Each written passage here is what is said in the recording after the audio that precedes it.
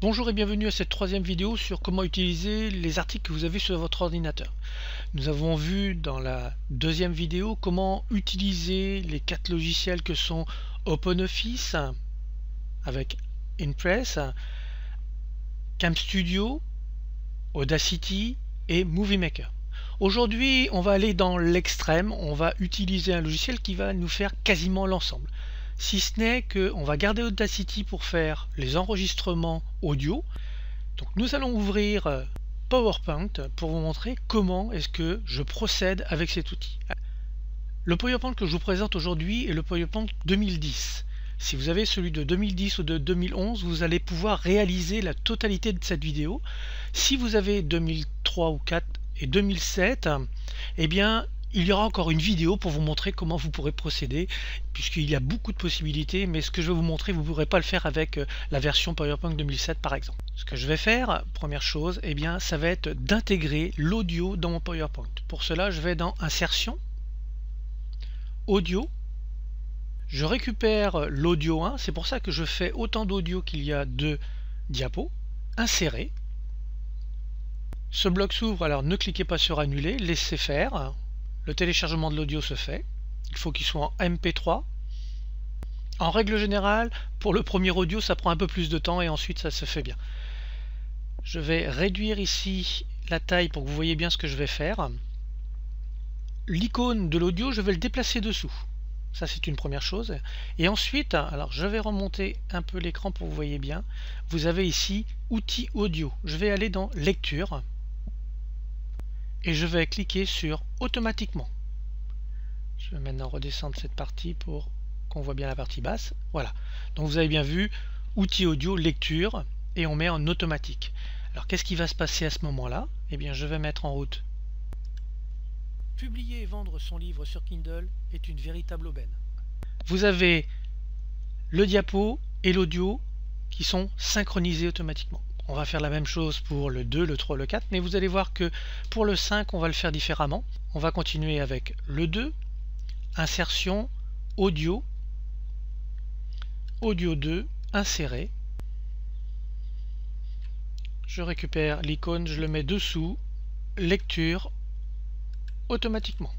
Alors vous allez me dire, oui mais moi j'ai pas PowerPoint, j'ai OpenOffice et tu as dit qu'on pouvait le faire. Alors effectivement, je vais vous montrer comment procéder. Nous sommes dans OpenOffice, vous allez dans Insertion, Vidéo et son. Je récupère l'audio 1 puisque nous sommes sur la première diapo. Voici l'audio, alors l'icône est très grand, on va le réduire déjà. Et on va faire la même chose, on va le mettre dessous. Et on va regarder si ça correspond, je vais faire un F5. Publier et vendre son livre sur Kindle est une véritable aubaine. C'est parfait, ça fonctionne. Donc, on va continuer maintenant avec PowerPoint. Je vous reviens une fois que j'aurai fait la diapo 3 et 4 parce que j'ai quelque chose à vous montrer pour la 5.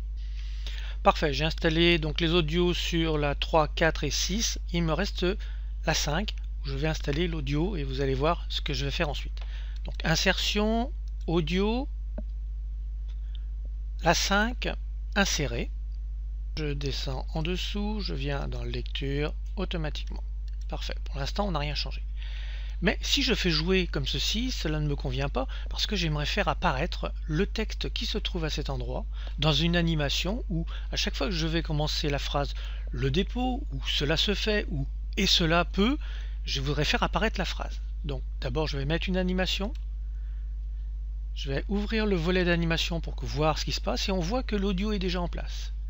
Maintenant, je vais aller dans, par exemple, Zoom, option d'effet. Simultanément, je vais passer par lettres. OK. Et comme je veux que ça soit rapide, je vais mettre ici en 15. Alors, si je fais jouer, regardez bien ce qui se passe. Pourquoi? Parce que le dépôt d'un e-book ça ne convient pas. Il me manque encore quelque chose. Donc je resélectionne les 3. Et là je vais mettre avec la précédente. Lecture. Pourquoi?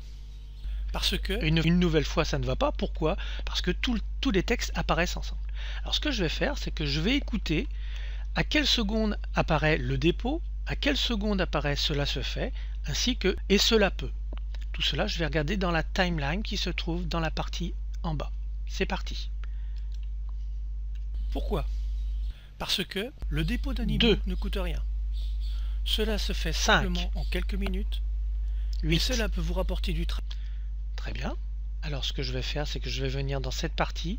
Alors vous voyez qu'il y a beaucoup de choses. Là j'ai 2 flèches avec 2 traits séparés. Idem. Et cette flèche avec les 2 flèches de chaque côté, je le prends et je le déplace à 2 secondes. J'ai dit que 2 c'était bien. 2, 2,5 même. Alors je le déplace à 2.1. Comme ceci, 2.2 on verra ensuite. Celui-ci j'ai dit que c'était 5, je le déplace à 5. Et celui-ci à 8, je le déplace à 8. J'écoute. Pourquoi? Et je Parce regarde. que le dépôt d'un e-book ne coûte rien. Cela se fait simplement en quelques minutes. Et cela peut vous rapporter du trafic, de la notoriété et bien d'autres choses encore. Là, ça me convient vraiment très bien. Alors, je vais regarder dans le diaporama ce que cela donne pour vraiment être sûr que ça correspond à ce que je veux. Pourquoi? Parce que le dépôt d'un e-book ne coûte rien. Cela se fait simplement en quelques minutes. Et cela peut vous rapporter du trafic, de la notoriété et bien d'autres choses encore. Ok, c'est top. Alors maintenant, il me reste encore une petite chose à faire. Ça va être de mettre une transition au niveau de chaque diapo. Je sélectionne toutes les diapos, transition, et je vais aller mettre un fondu.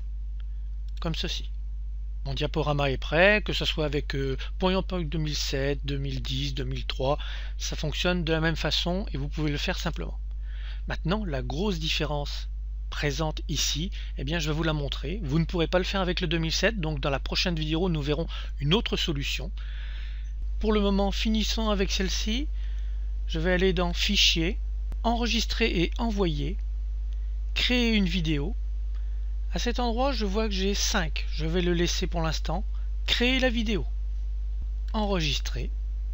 À cet endroit, nous rentrons dans la production. Ça veut dire que votre ordinateur va être très sollicité. Je vous invite donc à fermer tout ce qui prend beaucoup de ressources, Internet, Skype et les logiciels que vous n'utilisez pas.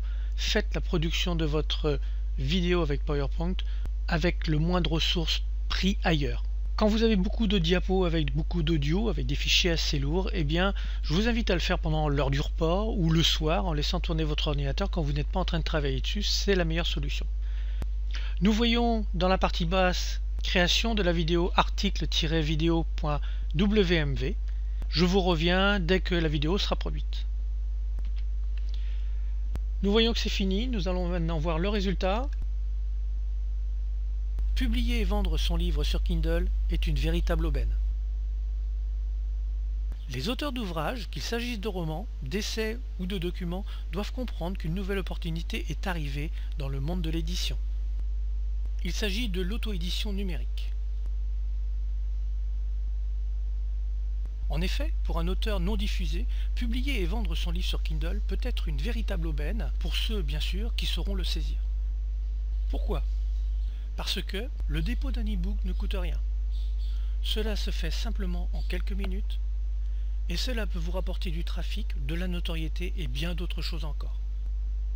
À l'opposé d'un tirage papier où le prix est fixé par l'éditeur et ne peut être modulé par les libraires, dans le cas présent, c'est vous qui fixez le prix de vente. Voilà, alors vous avez pu remarquer que je vais réduire cette partie pour qu'on puisse bien voir. Quand on arrive à cette partie, on s'aperçoit qu'il y a un grand vide, un grand blanc. C'est tout simplement que quand j'ai décidé d'enregistrer le fichier, enregistrer et envoyer, vous vous rappelez qu'ici il y avait 5.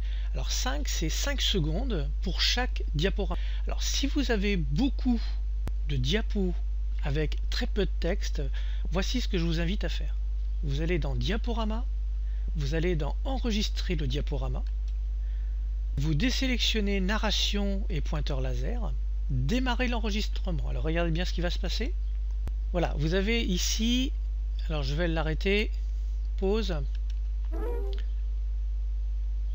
Vous avez à cet endroit un compteur. À chaque fois que le texte est fini, eh bien vous allez cliquer pour enregistrer cette information. Je vais reprendre l'enregistrement. Les auteurs d'ouvrages, qu'il s'agisse de romans, d'essais ou de documents, doivent comprendre qu'une nouvelle opportunité est arrivée dans le monde de l'édition. Je clique. Il s'agit de l'auto-édition numérique. Je clique. En effet, pour un auteur non diffusé, publier et vendre son livre sur Kindle peut être une véritable aubaine pour ceux, bien sûr, qui sauront le saisir. Je clique. Pourquoi?